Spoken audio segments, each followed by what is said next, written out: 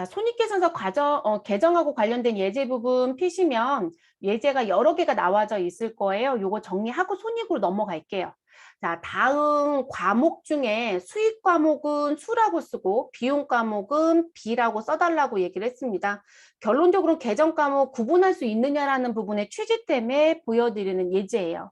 자, 이자 수익, 이자 비용 이렇게 나올 건데 자산부채 자본은 특수한 경우들 빼고는 뒤에 끝나는 자가 무슨 금으로 많이 끝난다. 이렇게 말씀드렸고, 그러면 수익과 비용은요. 대체적으로 비용은 일반적으로 무슨 비로 많이 끝나요. 그리고 이제 여기에 이제 특수한 부분들이 나오게 되면 무엇으로 나오는 부분들, 이제 비용자가 붙거나 무슨 비로 끝나지 않으면 무슨 비용 이렇게 끝나거나 또는 대부분 요라는 금액으로도 요라는 글씨로 끝나는 경우도 있어요.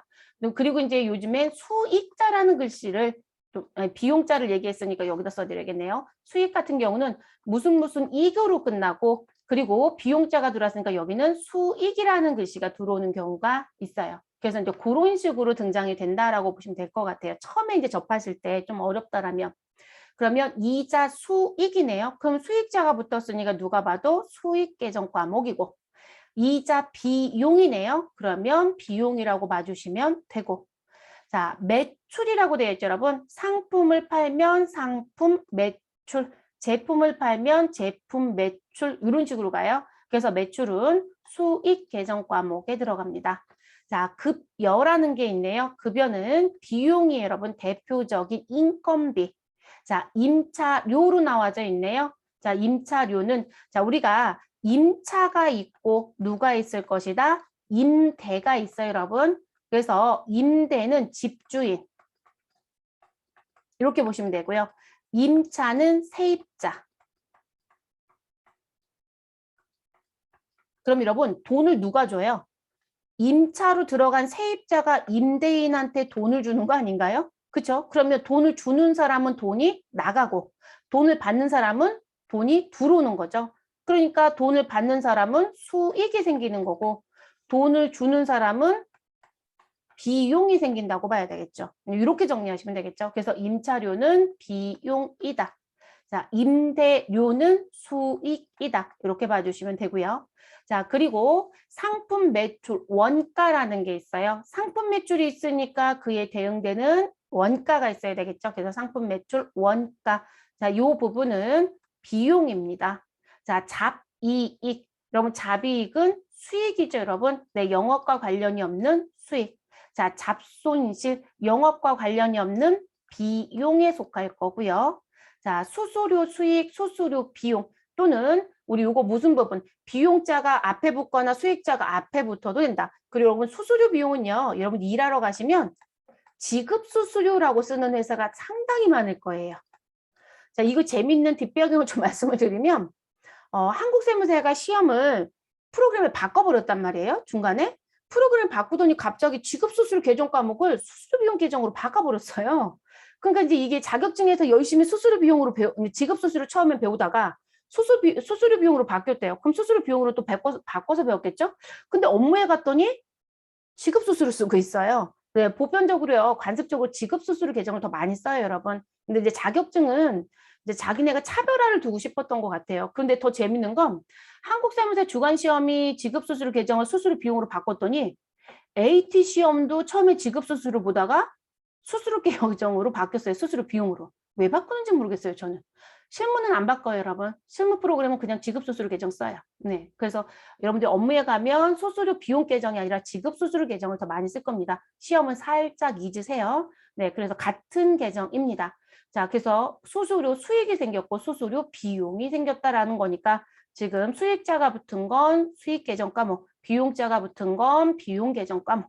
자, 광고 선점 비네요. 네, 비용 계정으로 정리하시면 되고 보험료네요. 자, 이 부분도 비용 계정으로 써주시면 되고 세금과 공가 또는 금자가 붙을 수도 있다라고 말씀드린 부분. 자, 이 부분도 뭐로 가시면 되신다? 비용이죠, 여러분. 잡비는 판매비와 관리비에 들어간다고 했어요. 네, 비용. 자, 단기매매증권 처분 이익은 수익이고 단기매매증권 처분 손실은 비용이죠. 자, 소모품 B는 비용입니다. 수도 광열비 비용이고요. 통신비 비용이죠.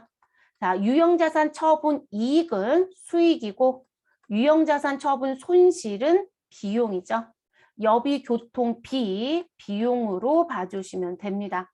그래서 처음에 공부하실 땐 우리가 수익보단 비용이 훨씬 많으니까 여러분. 그래서 무슨 비 또는 비용 무슨 요 또는 무슨 부분 우리가 손실 이렇게도 나올 수 있겠죠. 네, 이런 부분들이 붙어 있는 건 비용. 그리고 수익 같은 경우 무슨 이익으로 끝나거나 수익으로 끝나거나 이익으로 끝나거나 이렇게 구분을 좀 해버릇하시면 좋을 것 같습니다. 그 다음으로 넘어가 볼게요. 자, 두 번째 예제입니다. 다음 가로 안에 알맞은 말을 써넣으시오라고 되어 있고요. 자, 영업활동의 결과 자본의 증가 원인이 되는 것. 회사가 이익이 나면 그 이익은 자본금을 증가시키거나 또는 법인은 자본의 이익 잉여금에 갈 거라고 했어요. 그러면 결론적으로 자본의 최종 증가 원인이 되는 건 누구일까요? 수익이죠, 여러분. 네, 수익.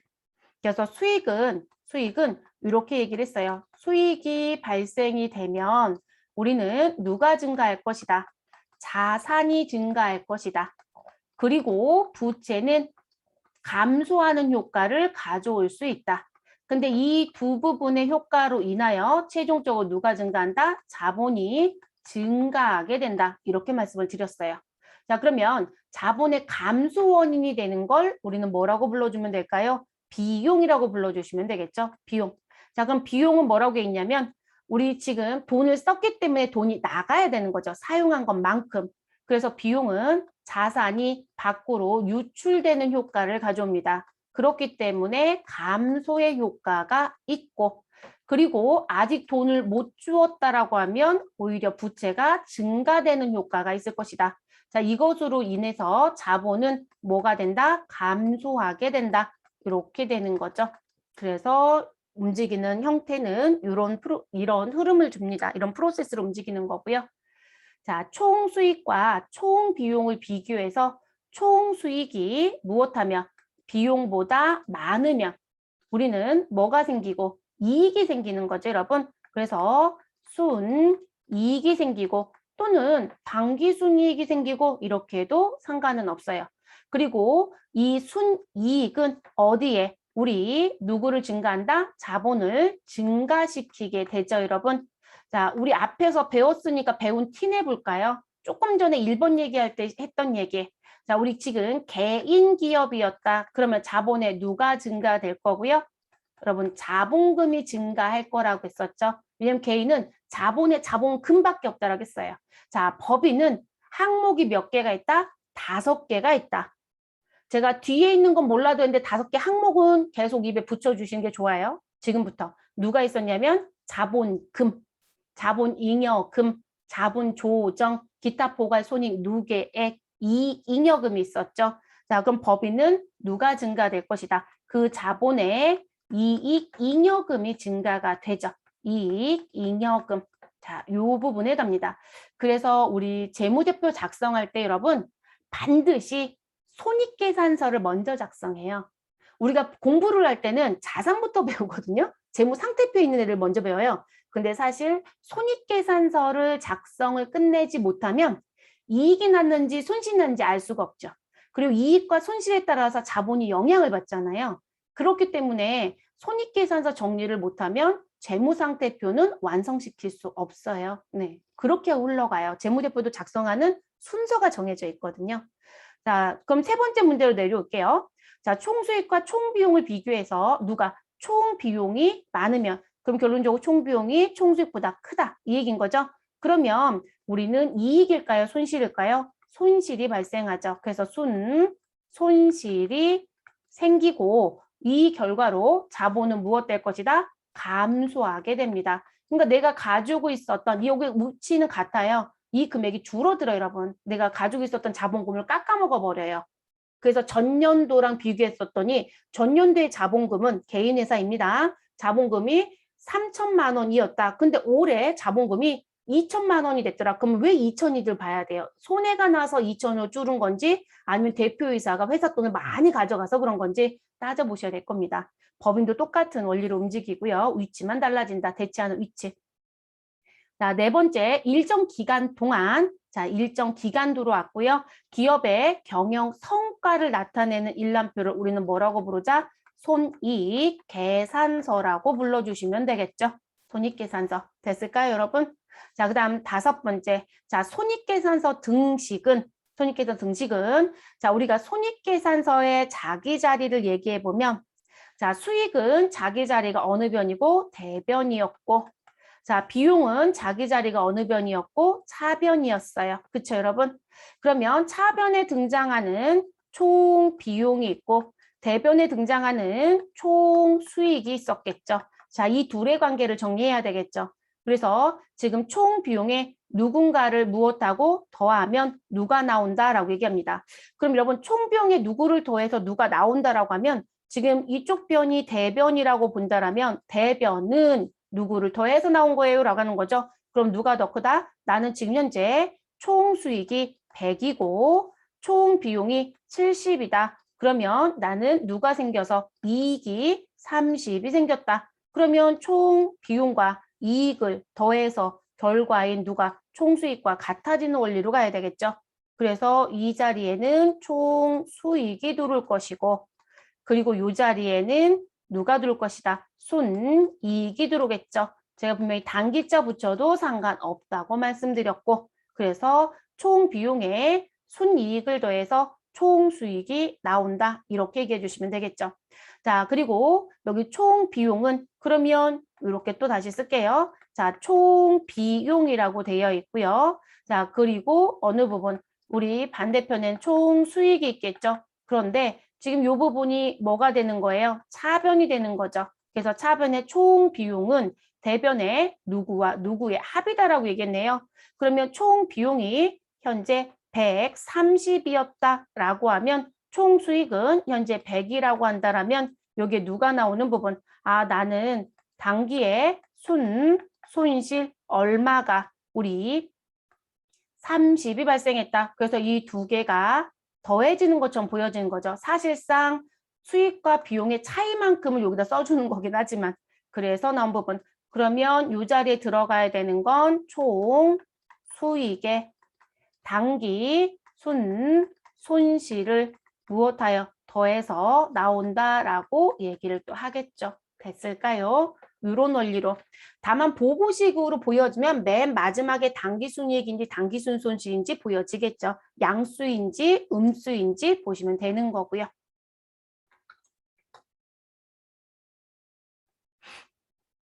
그 다음 꼽을게요. 자, 세 번째 예제로 넘어갑니다. 자, 세 번째 예제의 첫 번째 문제. 자, 다음 가로 안에 알맞은 금액을 써 넣으시오. 단, 마이너스의 표시는 순손실을 의미한다. 손해가 났다라는 얘기네요. 비용이 더 크다. 그러면 1, 2, 3, 4, 5, 6, 7, 8 이거 해달라는 얘기인데요. 결론은 이 얘기예요. 자, 우리가 순이익이 났다는 얘기는 총수익이 더 많아서 총비용을 빼고 양수익 값이 나왔다는 얘기고 자, 순손실이 나왔다는 건 총 비용이 더 크기 때문에 총 비용에서 총 수익을 빼서 순손실이 나오는 원리다. 이런 얘기를 가지고 풀어달라는 얘기입니다. 그러면 총 수익 35만 원, 총 비용 30만 원. 그럼 우린 그냥 총 수익에서 총 비용을 뺀다라는 원리로 해볼게요. 그러면 지금 35만 원에서 30만 원을 빼면 우리는 얼마가 5만 원의 양수가 나오네요. 그러면 이익이다, 손실이다, 이익이다. 그래서 양수로 표시되는 건 이익. 음수로 표시되는 건 손실 이렇게 봐주시면 됩니다. 자, 두 번째. 자, 25만 원 총수익에서 총비용 35만 원을 빼면 우리는 음수인가요? 양수인가요? 음수가 나오네요. 마이너스 얼마가 나오는? 10만 원이 나오는 거죠. 그럼 이익이다, 손실이다? 손실이다라고 파악을 하시면 되겠죠. 자, 세 번째. 지금 단기 순이익 자리가 양수입니다. 그러면 이익이구나라는 게 되죠. 그럼 우리는 총 수익에서 총 비용을 빼서 나온 결과가 8만 원이잖아요. 그럼 우리는 지금 거꾸로 올라가는 거니까 무엇 하시면 돼요? 20만 원에 8만 원을 더해 주시면 되는 거죠. 뭐 이건 산수 측에도 못 속하죠, 여러분. 그래서 28만 원에서 20만 원을 빼서 8만 원의 이익이 나온 거겠죠. 자, 네 번째. 자, 네 번째는 총수익에서 총 비용을 빼서 5만 원의 결과가 나왔어요. 양수니까 당연히 이익. 그러면 80만 원에서 얼마를 빼면 5만 원이 나온다. 우리는 75만 원을 빼면 되는 거죠. 네, 그래서 75만 원 더하기 5만 원은 80이 나올 거니까요. 자, 다섯 번째. 자, 2만 원 앞에 음수가 붙어 있네요. 그러면 우리는 손실이다. 자, 손실이란 얘기는 누가 더 크다. 자, 총 수익에서 총 비용을 뺐는데 음수란 얘기는 우리 빼는 대상의 값이 더 작다는 얘기겠죠. 그래서 총 수익이 더 작다. 그래서 총 수익은 얼마? 28만 원이다라고 얘기해 주시면 되겠네요. 그래도 이렇게 정리해. 자, 6번 문제. 총 수익은 50만 원이고 우리 빼는 총 비용은 알 수 없으며 근데 결과인 당기 순손익은 뭐가 나와 있다? 손실이 발생했다라고 얘기하네요. 그러면 누가 더 크다? 총 비용이 더 크다. 그럼 50만 원에 4만 원을 더하면 되겠죠. 그래서 54만 원 이렇게 나와집니다. 뭐 크게 어렵지 않죠, 여러분. 이런 문제는요. 근데 우리가 보는 시험 문제는요. 이렇게 단출하게 놨네요. 만약에 이게 사지선다 문제를 내고 싶다 그러면 다른 거랑 섞어서 내요. 네, 섞어서. 그리고 딱 요 정도 수준에 조금 난이도를 낮게 내고 싶다라고 하면 회계 1급보다는 2급에서 간혹 출제를 합니다. 2급에서. 자, 그 다음으로 넘어가 볼게요. 자, 세 번째 예제입니다. 자, 더지 상사의 2021년도 수익과 비용에 관한 다음 자료에 의해서 누구를 손익계산서를 작성하시오. 자, 그리고 상품 매출 이익부터 쭉 나와져 있습니다. 여러분 지금은 기초 단계여서요. 우리가 상품 매출로 하지 않고요. 상품 매출에서 매출 원가를 뺀 게 이익이에요. 그냥 이익으로 갈게요. 왜냐면 원가를 계산하는 부분이 들어가야 되는데 그 부분까지는 배운 적도 없는데 지금부터 할 수는 없어서 그냥 순수하게 그냥 이익을 낸 거로 보여드리고 가겠습니다. 그럼 요거 가지고 손익계산서 작성하라고 했으니까 우리는 수익과 비용 구분해서 기록해 주시면 되는 거죠. 자, 그러면 손익계산서라고 하는 재무제표 이름이 들어와져 있을 거고요. 그리고 회계 기간이 들어와야 된다겠죠. 그래서 2021년도 1월 1일부터 2021년도 12월 31일. 자, 그리고 회사의 상호가 들어올 것이고, 그리고 보고 통화와 금액의 단위가 나올 것이다. 그럼 이렇게 들어왔고요. 자, 비용은 자기 자리가 차변, 그리고 수익은 자기 자리가 대변이겠죠. 그러면 그거 구분해서 기록합니다. 그럼 상품 매출 이익은 수익인가요? 우리 비용인가요? 수익이죠, 여러분. 그러면 상품 매출 이익 32만 원은 우리 대변 수익 쪽에 그대로 가져다 씁니다.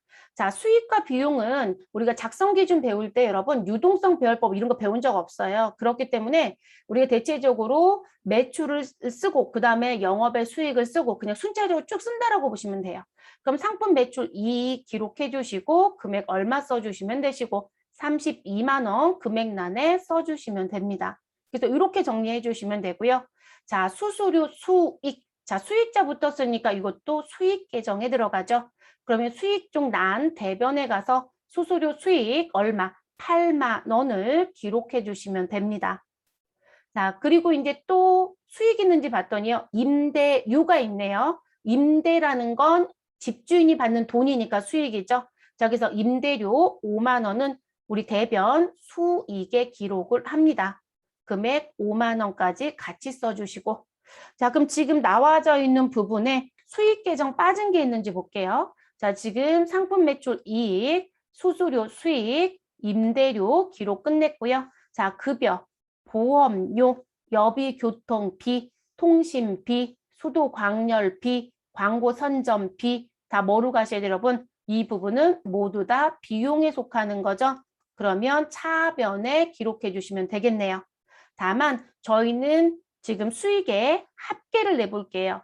자, 상품 매출 이익 32만 원에 수수료 수익 8만 원을 더하면 40만 원이 되죠. 자, 이 40만 원에 5만 원을 더하면 얼마가 나온다? 우리 이 자리에 45만 원이 나오겠죠. 네, 그래서 45만 원 기록을 해주세요. 그래서 45만 원 써주시고요. 그럼 여러분 이 자리에 45만 원이 들어왔다는 얘기는 우린 항상 모든 정리가 끝나지게 되면 차변과 대변의 금액은 무엇 해야 된다? 일치해야 된다라고 했어요. 그러면 미리 결론을 내보면 지금 비용 쪽의 합계도 얼마가 되어야 된다? 45만 원이 결과가 나와줘야 되겠죠. 근데 그 부분은 결론이 나와야 되는 부분입니다. 그럼 우리는 비용 쪽 기록을 해볼게요. 자, 급여부터 순차적으로 쓰겠습니다. 자, 급여 기록해 주시면 되시고요. 금액 12만 원 기록을 합니다. 자, 보험료 그 다음에 기록을 해주시면 되시고 금액은 3만 원 써주시면 되겠습니다. 자, 그 다음 여비 교통비라고 써주시면 되시고요. 금액은 얼마? 4만 원이라고 써주시면 되세요.